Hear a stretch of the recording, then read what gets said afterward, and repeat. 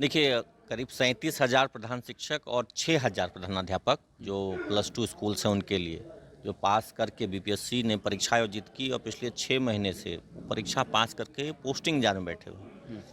हम लोगों ने सरकार पर दबाव बनाया था कि चॉइस पोस्टिंग हो और उस चॉइस पोस्टिंग नीति सरकार की बनी, विभाग की बनी और उसमें जिला का पहले ऑप्शन दिया गया।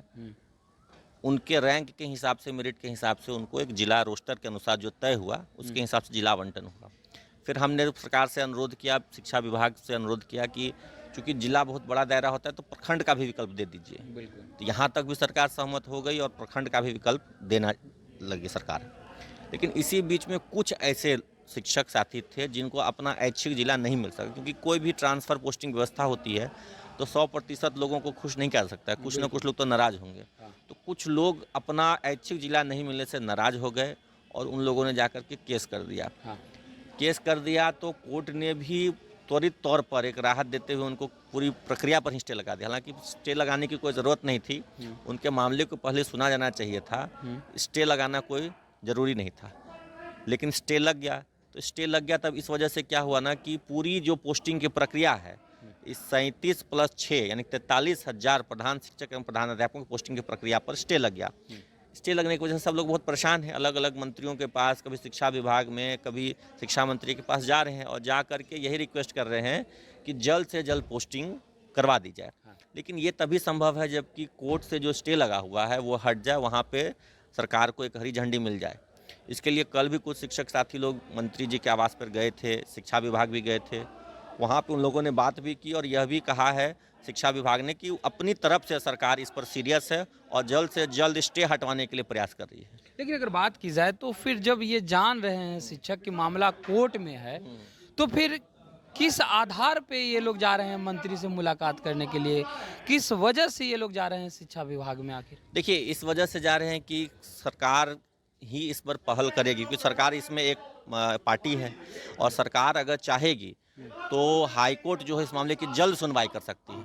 अभी क्या है कि सरकार थोड़ी सी प्रोएक्टिव नहीं है, जिस वजह से कि जल्दी जल्दी डेट नहीं मिल पा रहा है और सामने गर्मी छुट्टियां भी हैं। हाईकोर्ट में 1 महीने की गर्मी छुट्टी होती है, तो गर्मी छुट्टी अगर हो गई तो फिर वो मामला लंबा लटक जाएगा, फिर चुनाव की प्रक्रिया शुरू हो सकती है। तो इन सब कारणों से जो है एक लंबा गैप हो जाएगा और हो सकता है चुनाव के कारण पूरी पोस्टिंग प्रक्रिया टल जाए। ऐसे में बहुत आवश्यक है कि सरकार इसमें प्रोएक्टिव होकर के जल्द से जल्द सुनवाई करवा ले और जो भी मामला है, जो भी शिक्षकों ने केस किया है उसका समाधान निकल जाए, सुलझ जाए, कोर्ट से जो स्टे लगा है वो हट जाए, मामले का निष्पादन हो जाए और जो 43,000 प्रधान शिक्षक और प्रधानाध्यापक जो पोस्टिंग इंतजार में हैं उनको पोस्टिंग मिल जाए। अब मामला आता है सभी का ट्रांसफ़र का। 1,70,000 शिक्षकों का ट्रांसफ़र की बात की जा रही है 2 महीने के भीतर। 1 महीने के करीब हो गए लेकिन अभी तक प्रक्रिया लंबित ही है। जी। पटना को होल्ड करके रखा गया है, बाकी जिलों में बात आप ट्रांसफ़र आपका हो सकता है, लेकिन बहुत सारे ऐसे ज़िले हैं जिसमें अभी भी ट्रांसफ़र जो पोस्टिंग जो है वो रोकी गई है। वजह क्या है, क्या लगता है आपको? देखिए, ट्रांसफ़र की जो प्रक्रिया है वो बहुत पारदर्शी प्रक्रिया नहीं है और दुरुस्त प्रक्रिया नहीं है। मैंने कई बार इस मुद्दे पर कहा है कि शिक्षा विभाग अभी भी रिक्तियों को लेकर के क्लियर नहीं है कि कितनी रिक्तियां हैं, किस स्कूल में कितने सीट्स खाली हैं। अभी टीआरई 3 की जो पोस्टिंग हुई है उसमें ऐसा देखने को मिला है कि ऐसे विद्यालय जहाँ पे पहले से ही ज़्यादा शिक्षक थे वहाँ फिर से शिक्षक पहुँच गए हैं और ऐसे स्कूल्स जहाँ पे कि शिक्षकों की कमी थी वहाँ पे शिक्षक नहीं पहुँचे हैं। तो ये अनियमितता हुई है। अब हो सकता है अनियमितता इसलिए हुई हो कि ट्रांसफ़र संभावित है, तो ये एक रैशनलाइजेशन की भी ज़रूरत है कि जितने छात्र हैं उस अनुपात में शिक्षकों की पोस्टिंग हो, ना ज़्यादा हो ना कम हो। और ये रिक्ति का डेटा सरकार बार बार अपने अलग अलग जिलों से मांग कर रही है, जिला पदाधिकारियों से, जिला शिक्षा पदाधिकारियों से मांग कर रही है, वो डेटा आ नहीं पा रहा है। इस वजह से पूरा मामला फंसा। और पटना को लेकर के जो विशेष परिस्थिति है कि पटना में ट्रांसफ़र के इच्छुकों की संख्या बहुत ज़्यादा है। जितने सीट्स हैं यहाँ उससे करीब 4 गुना 5 गुना लोग पटना में ट्रांसफ़र चाहते हैं, विशेष करके महिलाएँ जो हैं यहाँ पर ट्रांसफ़र चाहती हैं। तो ये थोड़ा सा पेचीदा है क्योंकि सबको तो अब जितनी सीट है उतनी ही ट्रांसफ़र में आएंगी सीटें, उतने ही लोगों को ट्रांसफ़र मिलेगा, लेकिन अभी चाहने वाले लोगों की ज़्यादा है, तो इस वजह से उसको होल्ड पर रखा गया। शायद सरकार कोई नीति तय कर रही है, उसमें कोई सीनियरिटी, कुछ प्रेफरेंस दिया जाएगा जिसके आधार पर पोस्टिंग मिलेगी।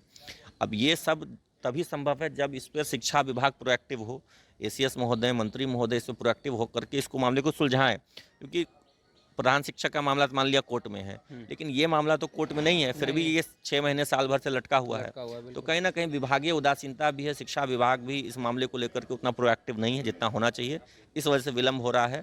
लेकिन अगर बात की जाए तो बहुत सारे शिक्षक अभी भी परेशान हैं जिनका वेतन रुका हुआ है, वेतनमान तय नहीं हुआ, सक्षमता परीक्षा देने के बावजूद भी वेतनमान तय नहीं हुए, इंक्रीमेंट नहीं हुआ है उनका। तो ये बहुत सारे ऐसे अभी भी मामले हैं जो शिक्षा विभाग जो है नहीं सुलझा पाया है। नहीं, क्या लगता है ये सब शिक्षकों को प्रताड़ित करने के लिए किया जा रहा है? बिल्कुल, बिल्कुल। ये जो शिक्षा विभाग में वर्तमान में एसीएस हैं, कुछ मामलों में तो बहुत अच्छा काम कर रहे हैं, शिक्षकों की समस्या ग्रीवांश सुलझाने का दावा भी करते हैं। लेकिन जो विभाग के मूल काम है, जो मेन इनका जो कामकाज होना चाहिए था कि ट्रांसफ़र पोस्टिंग प्रक्रिया पूरा किया जाए, सक्षमता जो पास है उनकी पोस्टिंग जल्दी हो, उनका वेतनमान फिक्सेशन हो जाए। बहुत सारे लोगों का एरियर बचा हुआ है, 2022 में जो बहाल हुए उनका एरियर बचा हुआ। ये रूटीन वर्क जो था, रूटीन वर्क नहीं हो पा रहा है। नए-नए एक्सपेरिमेंट्स हो रहे हैं। अभी देखिए एक एक्सपेरिमेंट हो रहा है कि अब हेडमास्टर को छोड़ कर के विद्यालय के अन्य शिक्षक एमडीएम चलाएँगे, बनाएँगे। हाँ, बिल्कुल। तो ये सब एक्सपेरिमेंटेशन ज़्यादा हो रहा है, काम कम हो रहा है और इससे शिक्षक परेशान हैं, प्रताड़ित हो रहे हैं। जो रूटीन वर्क है, जो एक फ्लो में चलता है किसी भी विभाग का हो, उस रूटीन वर्क को अपने समयबद्ध तरीके से उसको संपादित करना चाहिए था, वो नहीं कर पा रहे हैं। तो ये कहीं न कहीं विभाग की नाकामी है, ये उनकी कमज़ोरी है कह लीजिए एक तरह से कि वो इस काम को पूरा नहीं कर पा रहे हैं। एक आखिरी सवाल रहेगा, बीपीएससी टीआरई 3 सप्लीमेंट्री रिजल्ट के लेकर के अभ्यर्थी 4 महीने से गर्दनीबाग में थे। मुख्यमंत्री आवास का घेराव करने पहुंचे, लाठियां बरसाई गई, कई महिलाएं बेहोश हो गईं। अभी भी उन्हें न्याय नहीं मिल पा रहा है। मंत्री के दरवाजे खटखटा रहे हैं, प्रधान सचिव के पास जा रहे हैं, लेकिन कुछ भी नहीं हो पा रहा है। क्या लगता है इन ये तो लोगों को? देखिए सरकार की नियति बनी हुई है। बहाली के समय से ही लेकर के कई मुद्दों पर सरकार के खिलाफ प्रदर्शन हुए।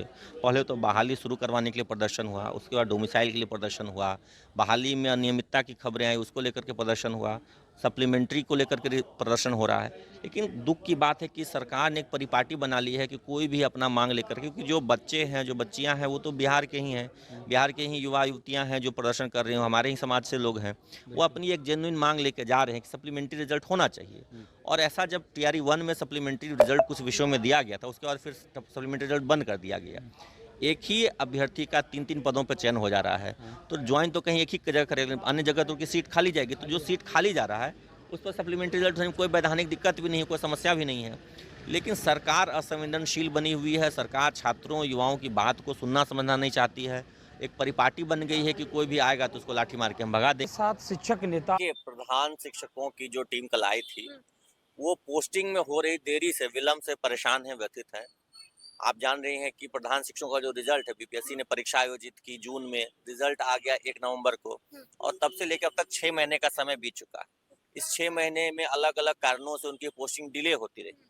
माननीय मुख्यमंत्री जी ने भी इसी गांधी मैदान से उनको आश्वासन दिया था कि अप्रैल महीने में पोस्टिंग हो जाएगी। लेकिन ये सब प्रक्रिया वो डेडलाइन मिस हो गई। तो इससे पोस्टिंग में जो देरी हो रही है, इससे सब लोग शिक्षक परेशान है। और तो और क्या कहिए कि उनको जिला आवंटन हो गया। तो इसमें से बहुत से ऐसे शिक्षक हैं जो अभी किसी दूसरे जिले में हैं, अपने घर से दूर है, उनको अपना गृह जिला मिल गया है। तो वो लोग क्या करें, अपना जहाँ कहीं भाड़े के मकान में रह रहे थे, कह दिया कि भाई अगले महीने हम चले जाएंगे, हमारा स्कूल मिल जाएगा। वहाँ कह दिया कि हम छोड़ देंगे। उनके बच्चे किसी अन्य स्कूल में पढ़ रहे थे, सरकारी में पढ़ रहे थे, कुछ प्राइवेट में पढ़ कर नाम कटवा लिया कि हम अपने जिले में जाके वहाँ नामांकन कराएंगे। कहीं नहीं तो नामांकन भी करवा दिया, क्योंकि भाई जिला मिल गया है तो जाना ही है।